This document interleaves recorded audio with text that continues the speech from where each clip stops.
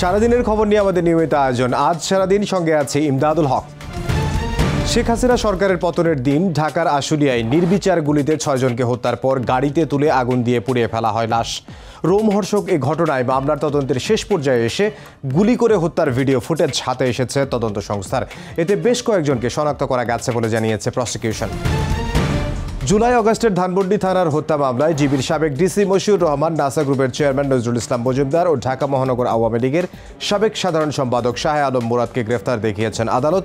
এছাড়া নিষিদ্ধ সংগঠন ছাত্রলীগ নেত্রী খাদিজা আক্তার উর্মি ও মিরপুর থানায় মামলায় ব্যারিস্টার তুরিন আফরোজকে গ্রেফতার দেখানো হয়। জুলাই আন্দোলনে হামলা মামলায় সাবেক প্রতিমন্ত্রী কাজী কেরামত আলীর 2 দিনের রিমান্ড মঞ্জুর করেছেন আদালত। এছাড়া একই অপরাধে আরও একটি মামলায় তাকে গ্রেফতার দেখানো হয়েছে। ছাত্র আন্দোলনে হামলা ও গুলিবর্ষণের অভিযোগে গত বছরের 2 সেপ্টেম্বর সদর থানায় রাজবাড়ী 1 আসনের সাবেক এই এমপির বিরুদ্ধে মামলা দায়ের করা হয়। জুলাই আন্দোলনে থাকা অভিনেতা ইরেশ জাকেরের বিরুদ্ধে মামলা সরকার করেনি, তদন্ত করে পুলিশ প্রকৃত সত্য উদ্ঘাটন করবে বলে জানিয়েছেন সংস্কৃতি উপদেষ্টা মুস্তফা সরওয়ার ফারুকী। তিনি বলেন, ইরেশ জাকের জুলাইয়ের আন্দোলনে সম্পৃক্ত ছিলেন, তার বিরুদ্ধে মামলা হওয়া অস্বস্তিকর বলেও মন্তব্য করেন তিনি। আইন উপদেষ্টা ডক্টর আসিফ নজরুল বলেছেন, উদ্দেশ্য প্রণোদিত মামলার বিষয়ে সরকার দেখছে, কোনো লিগ্যাল ইস্যু না পেলে মামলা থাকবে না। যারা এমন মামলা করে তাদের চেহারা উন্মোচনের আহ্বানও জানান তিনি। ঐক্যের মধ্য দিয়ে বাংলাদেশকে এগিয়ে নিতে হবে, জনগণের আকাঙ্ক্ষা বাস্তবায়ন করে গণতান্ত্রিক রাষ্ট্র প্রতিষ্ঠায় একমাত্র লক্ষ্য বলে জানিয়েছেন জাতীয় ঐকমত্য কমিশনের সভাপতি ডক্টর আলী রিয়াজ।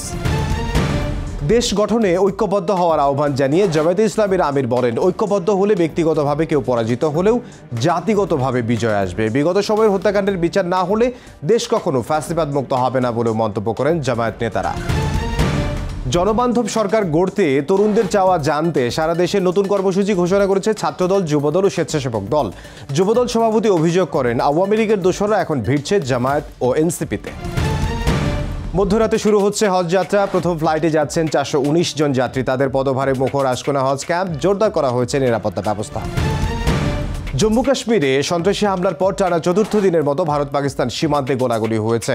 পেহেলগামে হামলার প্রতিবাদে লন্ডনে পাকিস্তান হাইকমিশনের সামনে বিক্ষোভ করেছেন ভারতীয়রা। এদিন দূতাবাস ভবনে ভাঙচুরের ঘটনাও ঘটেছে। এর পেছনে ভারত জড়িত বলে দাবি পাকিস্তানের। দুপক্ষকে এই দায়িত্বশীল আচরণের মাধ্যমে সমাধানের পথ বের করার আহ্বান যুক্তরাষ্ট্রের। আর আঞ্চলিক স্থিতিশীলতা ও শান্তি রক্ষায় ইসলামাবাদের পাশে থাকার কথা জানিয়েছে বেইজিং। এই ছিল আজ সারাদিনে। দেখা হবে আগামীকাল।